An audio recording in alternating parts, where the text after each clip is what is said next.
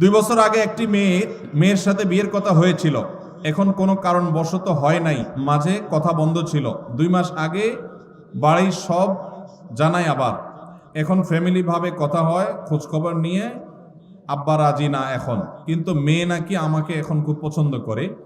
আমি সব জায়গা থেকে ব্লক দিয়েছি তাকে কষ্ট দেয়াতে এখন কোনো গুনাহ হবে কিনা আমার? ভাইরা আমার, যদি কোনো কারোর সাথে বিয়ের আলাপ-সালাপ হয়, কোনো কারণে পারিবারিকভাবে কোনো কারণে বিয়েটা আর হলো না, তাহলে তার সাথে পরবর্তীতে ইনবক্সে, মেসেঞ্জারে, হোয়াটসঅ্যাপে ইটিশ পিটিশ আলাপ করা যাবে না যাবে না?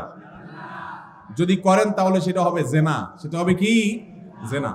এখন যদি বলেন যে না, সে মেয়ে আমাকে ডিস্টার্ব করে, হাই হ্যালো জিজ্ঞাসা করে, আজের এক কথা জিজ্ঞাসা করে, তাহলে সোজা ব্লক মারবেন। সোজা কি মারবেন? আর এই ব্লক মারলে যদি মনে হয় যে না, তিনিও তো একজন মানুষ, তার মনে কষ্ট দিলে কি আল্লাহ খুশি হবে, তাহলে বুঝবেন যে সাক্ষাৎ শয়তান হাজির হয়ে গেছে। কি হাজির হয়ে গেছে? শয়তান হাজির হয়েছে। কারণ শয়তান আপনাকে মানবিক ভালো মানুষ বানানোর চেষ্টা করছে। আসলে এটা হলো নেক্সুরাতে ধোঁকা। আপনাকে আসলে শয়তান জেনার দিকে নিয়ে যেতে চায়। অন্যায় থেকে বাঁচার জন্য, হারাম থেকে বাঁচার জন্য যদি কাউকে আপনি ব্লক লিস্টে রাখেন, ইনশাআল্লাহ গুনাহ তো দূরের কথা, উল্টা সওয়াব হবে আল্লাহর কাছ থেকে। আল্লাহ আমাদেরকে তৌফিক দান করুন।